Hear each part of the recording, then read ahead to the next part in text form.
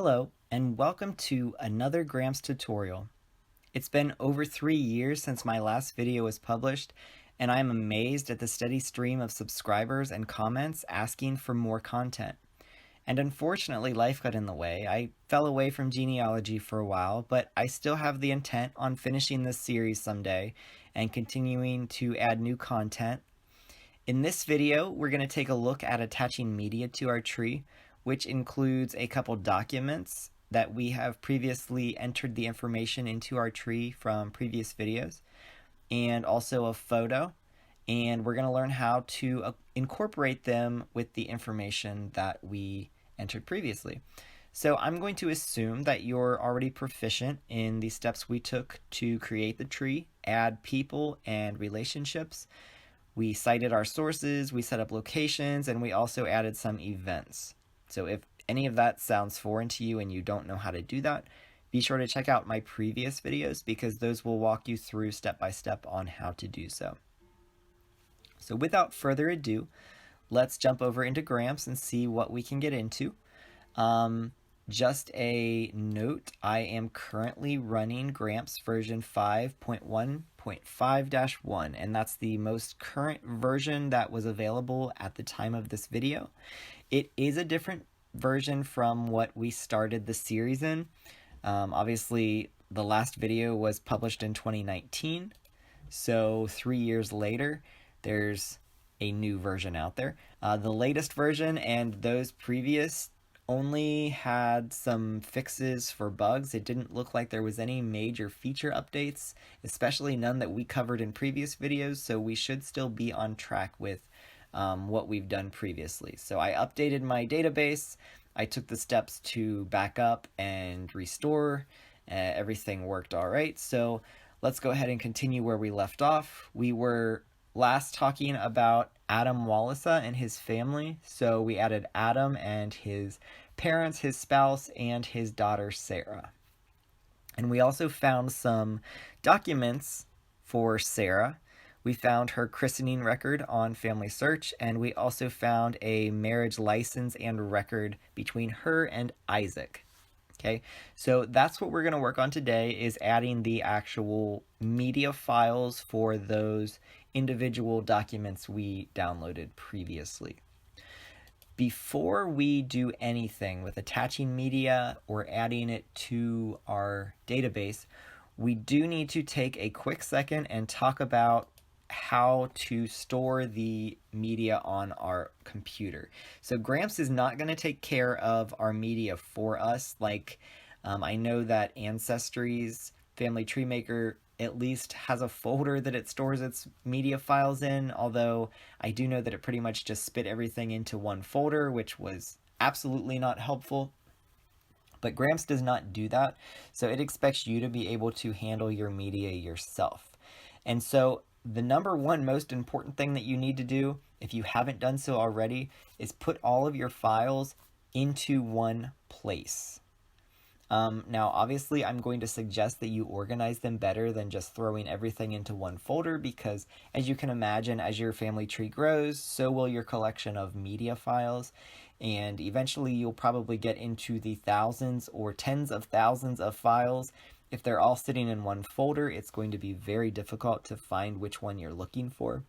So I would suggest maybe organizing them by type or by surname or maybe by source and repositories.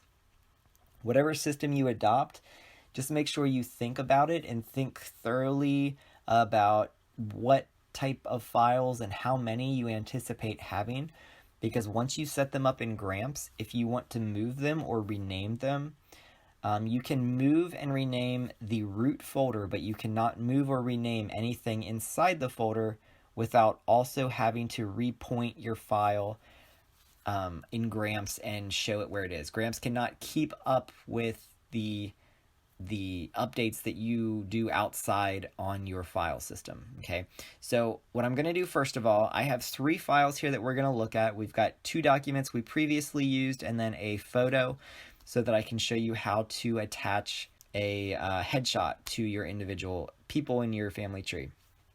So first I'm going to create a new folder. I'll call it Gramps Media. You call it whatever you want. And I've got it on my desktop. You can store it wherever you want. Again, you could put it on an external hard drive.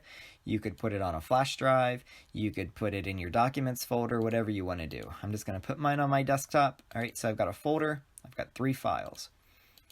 So let's pull Gramps back up again. The first thing we need to do is tell Gramps where that folder is, okay? So in order to do that, we go to Edit and Preferences.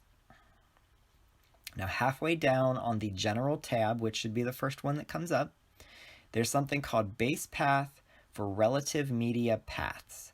And this is sort of confusing in name, but all it's really asking is where's your root folder for your photos.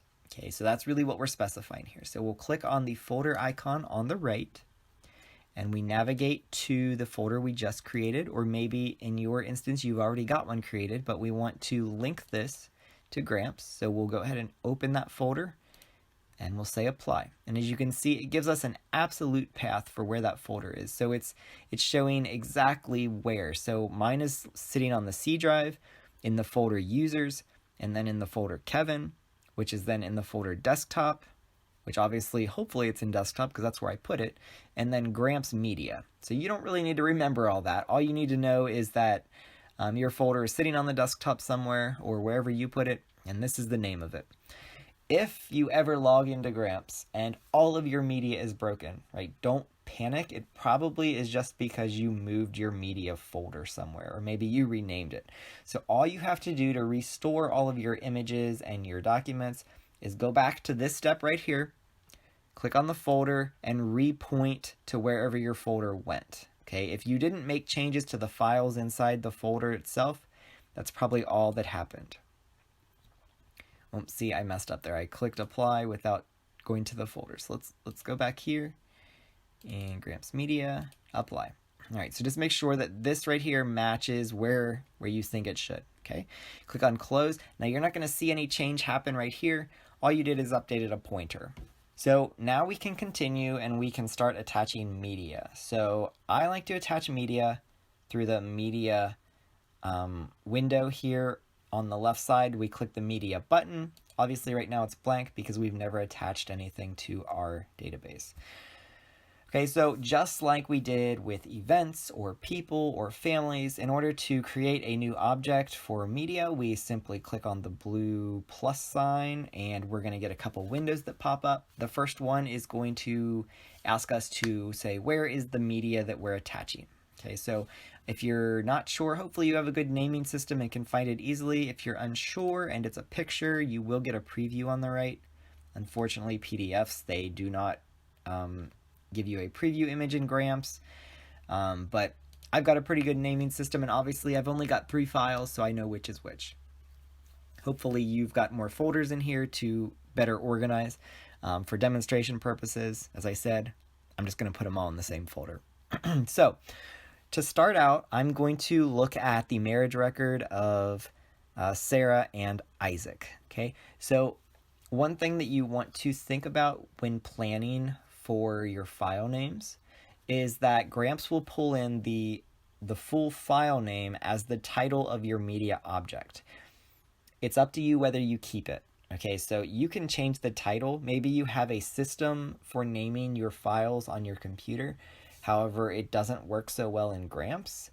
You can give it a different title. Once you select your file, you just go down here and change the title. Okay, I like to be able to sort mine by either date or by type and then by surname.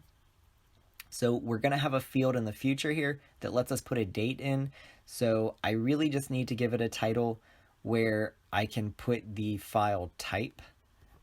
Not necessarily is it a picture, is it a PDF, but file type as in, is it a marriage record, is it a birth record, is it a death record? And then I like to include the primary people who have primary roles in that file.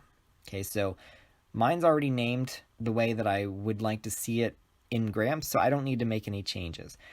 Now, the one thing you want to make sure is that this checkbox down here, convert to a relative path, is checked. This is what we just did in the previous step when we set up that folder and we told Gramps where it was. This is going to allow Gramps just to create a relative link based on the root folder. So if we want to move the root folder in the future, we don't have to update every individual media object. We just repoint Gramps to where the new folder resides. So we'll say OK. All right, now our media object is not yet added. We need to fill out the rest of these before it actually is put into our database. So right now we've just located the file and given it a title. If you ever need to change the title, again, you can just get back to this window once it's created, and this will be the first window that pops up. We can just edit here. Okay, for ID, now this would probably be a good place if you do want to maybe sort by like type of media. If you create your own naming system, so maybe marriage records are like MR or BR for birth records, that type of thing. But Gramps will create an ID for you, just like it has with people and families and events. So I usually don't fill this out just because I'm not that specific. Maybe in the future I would be, but I'm just going to leave that one blank. Just know that if you do fill out the ID field, it has to be unique. So you cannot have another ID in your database with the same ID. For date, now you can just put whatever date you want to. You can type it in as long as you put it in a format that Gramps will allow. This should be the date that the media object was actually invented, let's say. So if it's a photo, it should be when the photo was taken. If it's a document like this one that we have, so let's pull it up for a quick second and see. Okay, so this one has two dates. It has the 9th of August, 1859, which was the time that the license was created, and then the actual marriage was on the 11th of August. All right, so one nice thing about Gramps is that we can actually enter both of those dates in here, or we could just put one or the other. It's up to you, right? It's really just for you and how you want to sort it, because you can sort by date. All right, so I'm going to go ahead here, type. We can do regular, before, after, about. If you're not sure, you can always specify that in here so that it's very specific. I'm going to put a range, and I'm going to do 1859, and it was August 9th, and then the second date was 1859, August 11th. Okay, I can leave text comment blank. If I say OK, it automatically fills it in the way that it would like to see the date specified. So between the 9th of August and the 11th of August of 1859. The path you do not want to mess with, this is telling Gramps where to find the file on your computer based on the root folder. So the only time you would change the path is A, if you have attached the wrong file, or B, if your file says that there's an error because it can't find it. This would be the icon that you use in order to go relink it again. Perhaps you've either needed to move the file or rename the file. This is how you would reattach the link. However, just be aware, if you rename, like the folder and there's 50 files in there, you're going to have to relink every file inside of that folder. So that's why I said plan ahead and, think thoroughly about how you're going to organize things before you do it. I've had to spend plenty of time relinking files because I keep changing my file system. So the last thing that I want to do with my media object, as I always suggest you do, is set up the citation and attach it immediately, because the further you go without attaching them, the harder it's going to be to go back and remember which files still need sources attached. And it's obviously, attaching the sources is not really fun, but it's really necessary in order to be very consistent and keep your stuff validated. So I'm going to, let's see, this was the marriage record, so I'm going to attach that citation we created back in 2019. We'll say OK. It brings up the citation just like always. We just hit OK, and then we'll hit OK one more time. And we now have our media object created in Gramps. So if we select this object, here's our citation. We can see a preview of our object. You can also bring this window up a little bit if you want to, give it a little more breathing room. We've got our notes, which we didn't create any notes. Attributes, if we had added attributes. We've got a little bit of data about our image. And then also any place that our image is attached. Okay, so if we open this back up, as I said, if you need to change any of this information, you can do it that way. If you want to add attributes, so maybe you want to explain where the photo was taken or something like that, or what the photo is of, you could add that here. There's also a spot for our notes, which we've used before. We added citations, like the actual citation that is given to us from Family Search. We added that to our citation information, and then any of the references we've got. So we'll say okay there. Let's go ahead and open up our clipboard, and we're going to drag this media object there so we can start attaching it to our events. Now this is only one way. Obviously we can do this multiple ways, but let's see. I'm going to go back to Sarah Wallisa. Okay, and this is the marriage record between Isaac and Sarah. All right, so I'm going to show you how to do this two ways. So we're currently looking at an individual, but she's got her family events listed. So I will open up the marriage license, and this brings up the family editor. Okay, so let's go here to events. We've got to bring the marriage license up again because it won't let you just edit it directly, apparently. All right, so we can go to gallery. So we're in the event of the marriage license. We go to the gallery, and we can add this file to the marriage license. Okay, then we say okay. And anytime we want to view the marriage license of Sarah and Isaac, if we pull up their event, it'll be in their gallery. So let's actually go back to the family view, which is where it took us anyway. But all right, so we go to events, marriage license, gallery. There it is. Okay. We also want to add it to the actual marriage. So we can add it this way. Same thing. Go to gallery. We can drop the photo in and say okay. All right. Now there's one other place that I like to add my media. And it's not absolutely necessary, but I find that I use this pretty often, is I like to actually add the media onto the citation itself. Because that way I don't necessarily have to add the media to all of the galleries of all the events. Because sometimes I might have a huge amount of events that I have information for, and I don't necessarily want to add the image to every single event. It's personal preference again, but so I just showed you how to do that to those events, but I can also add it to the citation. And what that would do for me is that when I actually view the event itself, I can get to it without adding it on the gallery. So let me show you. If I go to the event, I go to the marriage license. So yes, it's here in the gallery, but if I didn't want to add it to the gallery, since I added it to the citation, I can always go to source citations, open up my citation, and I can go to, all right, clearly it didn't get added to the gallery. What did I do wrong here? Let's go back. Okay, so I went to sources, went here. I added it to the wrong place. All right, so okay, we need to go to the marriages, gallery. Let's add it there. There we go. All right, learning process for us all. Okay, so now if I go back to families, let's look here, and I go to citations. I open up the citation. There it is. So now I've got the image attached to the citation.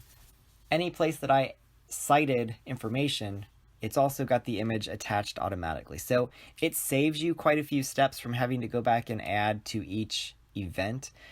It's totally personal preference what you would like to do. You can do both if you want. It doesn't really matter.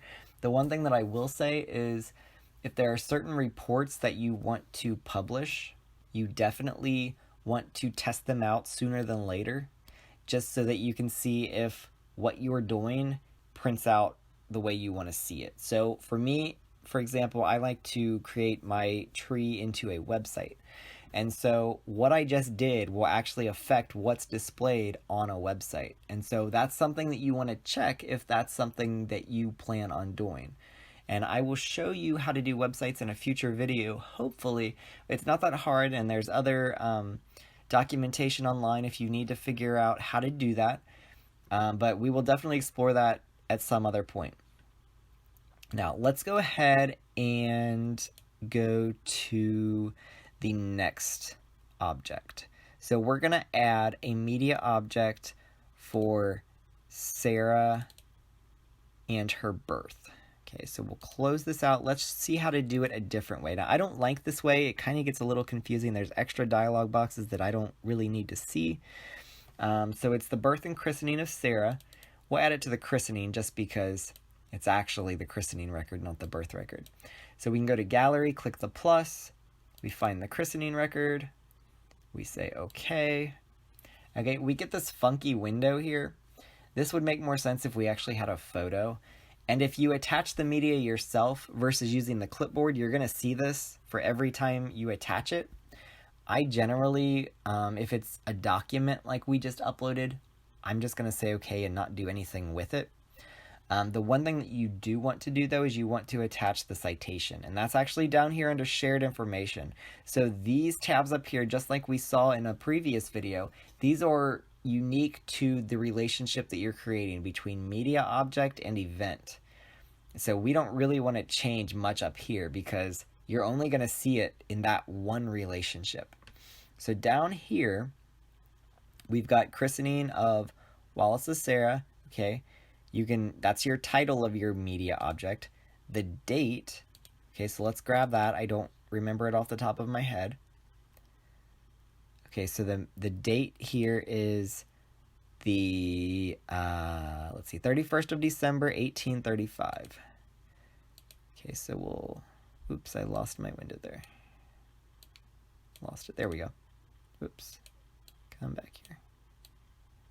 Oh, it went under there. There we go. Okay, so 31st of December, 35. Okay, we've got the path. Obviously, don't update this. This is where your file is located.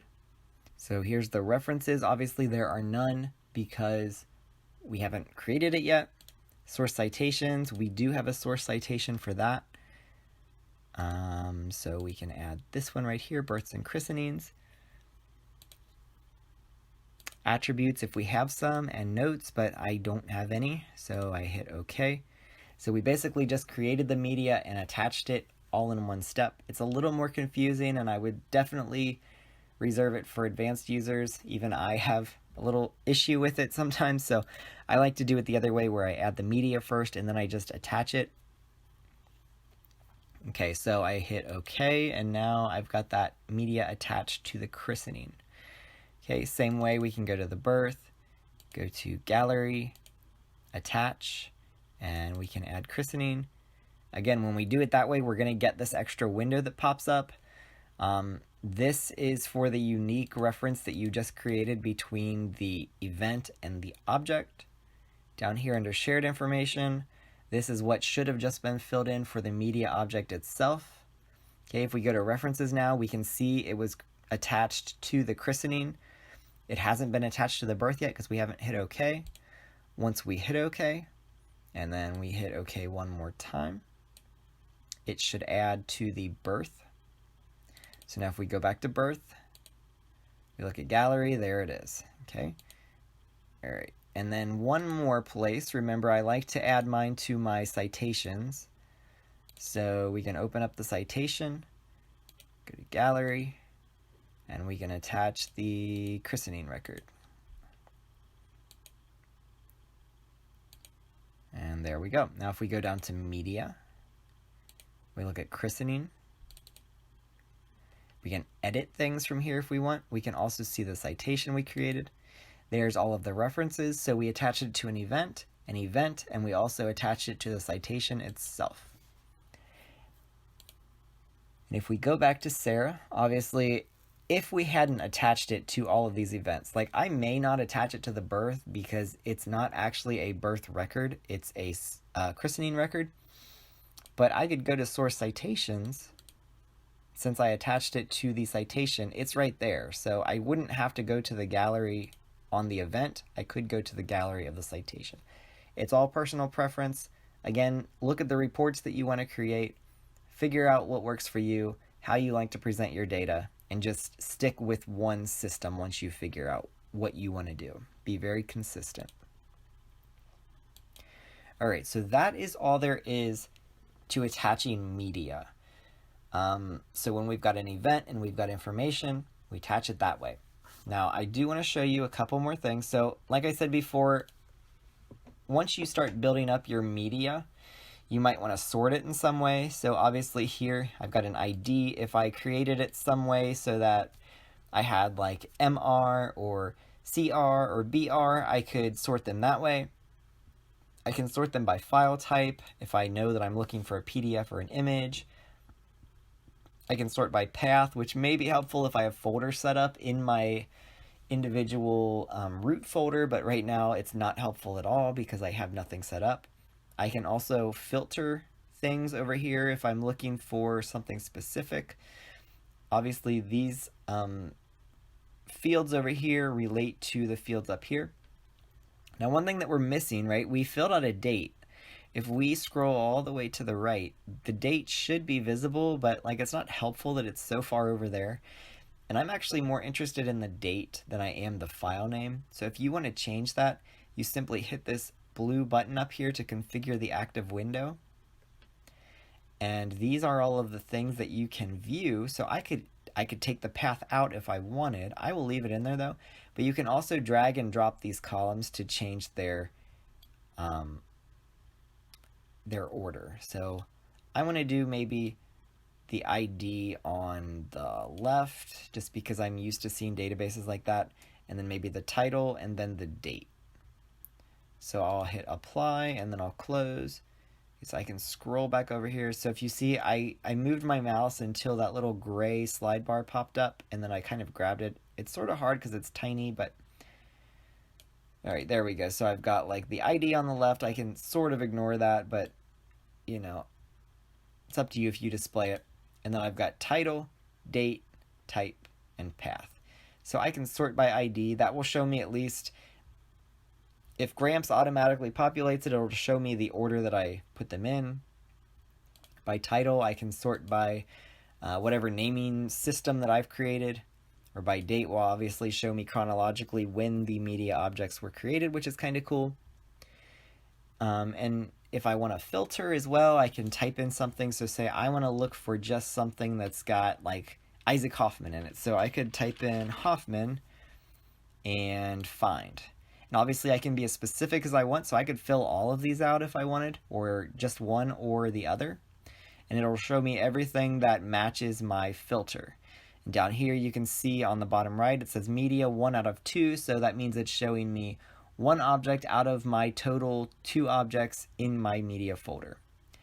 If you want to get rid of everything, you can click on reset and find, and then it'll bring everything back up. Okay, and that is really all there is to attaching media and using it. Now there's one other thing that I would like to show you how to do, and that is probably one of the most fun parts of genealogy, is adding faces to our research, right? They really come alive when we know what they look like. So in order to do that, I'm going to have to create another person. Okay, so I know that Sarah and Isaac have a child. All right, so I'm gonna use this one right here. I'm gonna add a child named George. Oops. And oddly enough, throughout history, their spelling had changed on their name. He now spells it with an O. So somewhere down the line, they started using Hoffman instead of Huffman. But George Huffman, male. Okay, so all right, we've got a son. Okay, so there's George Hoffman. And I am going to add his spouse. So I'm going to create a new family. I'm going to add George Hoffman. and his spouse, Catherine or Katie. I'm going to use her full name, at least for here, Miller. All right, and I will say okay. All right, there we go. So I've got George Hoffman and Katie Miller as a family. And I'm going to add an event. Obviously, you should have your sources and citations ready to put in right away. I don't have them right now. This is just an example. So I'm going to add a marriage. Say okay. All right, so we've got a new family unit here. All right, I've got one more piece of media now to add. I'm going to do it this way. This is my favorite way to do it. And we're going to add George Hoffman and Katie Miller's wedding photo. All right. So again, in this case, I did not name my file correctly in my naming system. I should really go back and name the file itself before I do this, because Hoffman, George, and Miller, Katie is not a very descriptive file name. If I want to change it in the future, I'm going to have to relink it. So wedding photo, Hoffman, George, and Katie Miller. For demonstration purposes, let me actually go ahead and do that. So we've added this photo, and we're going to need to click on it. There's a preview. Now let's say, oh yeah, I wanted to go back and rename it. So wedding photo, Hoffman, George, Katie Miller. All right, if I click off and go back, well, now it's lost, right? Gramps cannot find where my photo is because I just renamed it, which means the path is no longer correct. It's no longer at Hoffman, George, and Miller, Katie. So to fix that, I just double click on this file icon, and I go back to the new file name. And there it is, it's restored, and it actually kept all of my other information. Had I put a date in, it would keep all that as well. Since it's not really needed in this demonstration, I'm just going to skip the rest. Obviously, you should put a date in as well as a citation. For me, I'm just going to hit OK because I just want to show you how to attach it to a person. Okay, so there's two things that I might do here. I might attach it to their wedding event because it was a wedding photo. Okay, so in that case, maybe I would go to families and go to their wedding event, and in gallery I might add their wedding photo. Again, this is all personal preference, but whatever you do, I would definitely be consistent. Okay, so there's their wedding photo. Now I can actually double click this and crop out the edges. So this makes more sense seeing this window now than when we added the PDF, right? So I can do that and crop. When I say okay, it crops out the edges in my gallery here, right? The reason why we didn't get that window first is because I actually added it from the clipboard. So if you want to get that automatically, you can simply use this hand icon. It's called share.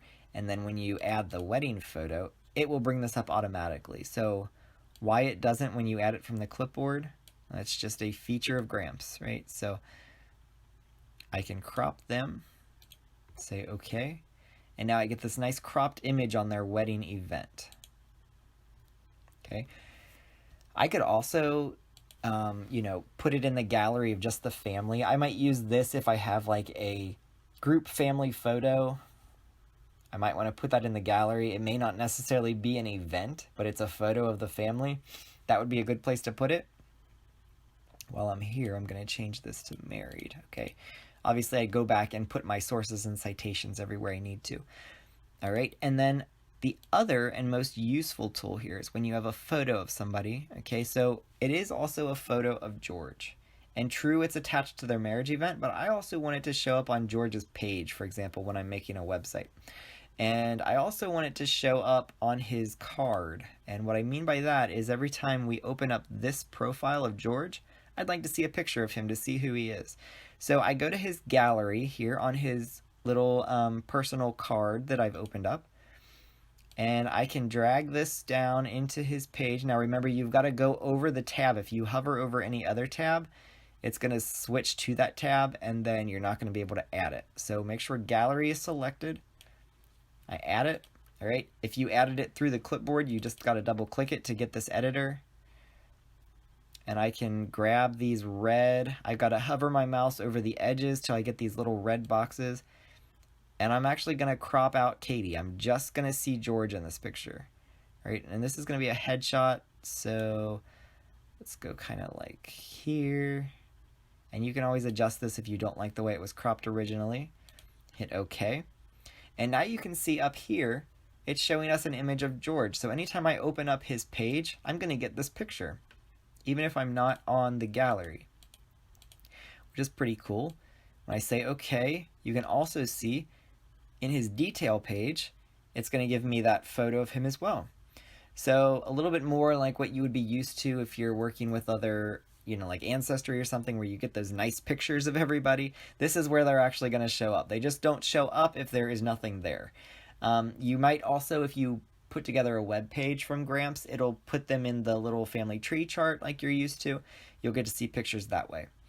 The one thing to remember about this though, okay, so when you go to their gallery page on their little personal card, the picture on the leftmost side is the picture that's going to show up as their profile image. So if you prefer to group the photos like chronologically, so maybe you want to have them as a baby, if you have that available, and then as a child, and as an adult, and with their family, and maybe like a gravestone or something, just know that whichever photo is on the leftmost side of their gallery is the one that will be their profile picture.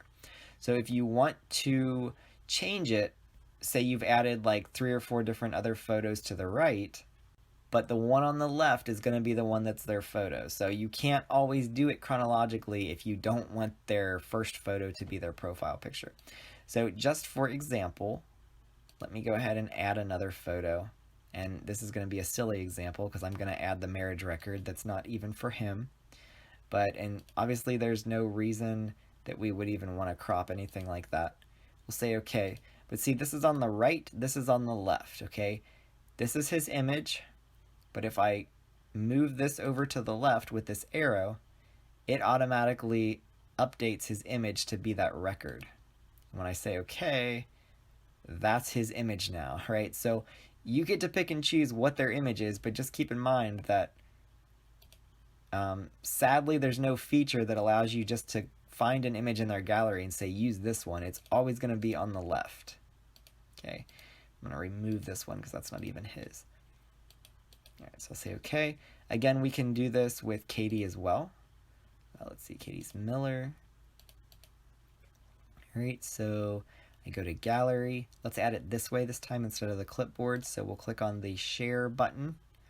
We'll find the wedding photo. And we will say okay. All right, and we will crop out Katie. Or rather, we'll crop out George. We'll keep Katie. Say okay. And there she is. All right, so now we've got Katie and George. We've got a picture of them. And as far as that goes, that should get you started. If you have any other questions or comments or concerns about attaching media, feel free to leave comments down below and I will do my best to help you out. Obviously, there's lots of features that I don't use or haven't explored yet, and so we can learn together. If you like these videos and you want to see more like it, as always, please subscribe and like this video. Thank you so much for watching. I hope you have a great day. We'll see you next time.